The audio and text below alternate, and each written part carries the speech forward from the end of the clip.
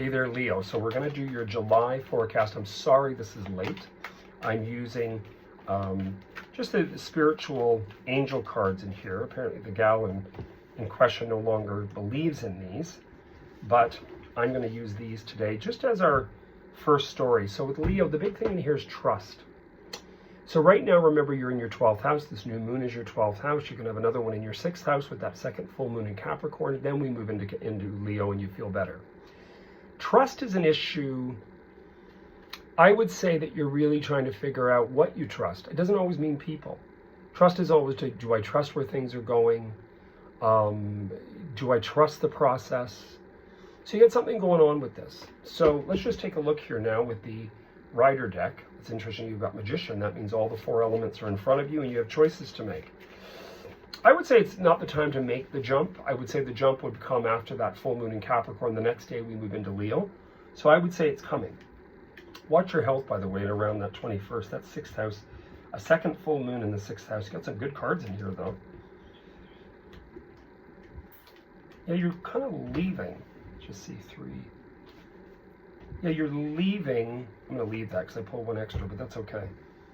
Yeah, the big thing in here in your reading is you got the opposite of Pisces. You got this being defensive, but you're defending oneself, but then you have choices to make as well. So you're defending oneself, choices not only with lovers and other strangers. It might, sometimes it can mean having a fling, shagging somebody, you can. But then you've got some great energy about monetary and financial, meaning that something's coming out of something very soon, and it's enabling you to say, okay, now what am I going to do? Just don't become too defensive. Remember, Leo's kind of like the Leo, the lion. Like, don't tell me what to do. This is my land, my property, my safari. Just be a little bit careful because compromise works a lot better. Sorry, I'm just getting over this thing. This also means that you may decide to actually flip, sell, or walk away from something.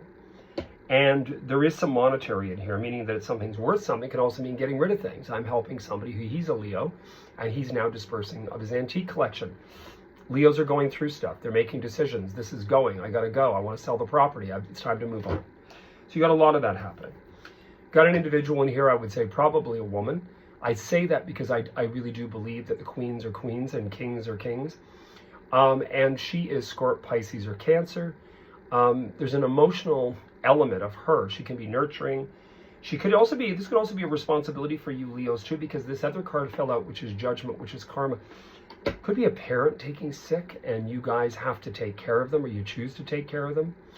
It could be you have to watch yourself. Remember I said 6th house transit with, Pluto going back into Capricorn for a little while, starting the 3rd of September until the 18th of November. I would just sort of say that, again, to thine known self be true, be very sure that you're making choices and decisions that greatly benefit you. Whomever the Scorpio, Pisces, or Cancer individual it is, I'm pretty sure, again, it's a gal. And on top of that, I'd say that she's probably quite influential in aiding and helping you make some pretty strong decisions. So I wouldn't say your reading's negative. I'd say your reading is damn good. But it's definitely something shifting and changing pretty quickly. The financial thing, I'm not worried because you are relinquishing something which would free up, from what I can see, freeing up finances. I wouldn't bank on the fact that you don't have to disperse funds too, because you do have that Lover's card next to that. That can mean the end of a relationship, and it can also mean with the end of that relationship, obviously finances are dispersed. Can mean that as well. I wouldn't look at it as negative. I would look at it as tit for tat, butter for fat. Your outcome's judgment. That's karmic. This means the law of what we choose, what we get into, there's always payback on some level. So I would say if this is going to be a time of massive transformation, movement, change, I'd say it's probably going to begin the latter part of July when you hit Leo. You may already be in negotiations about it prior to that, but you will definitely be ready to move on for August. Anyway, you heard it here first. I wish you guys all the best, and I am available for personal consultations. All that information will be listed beneath, and I wish you guys all the best.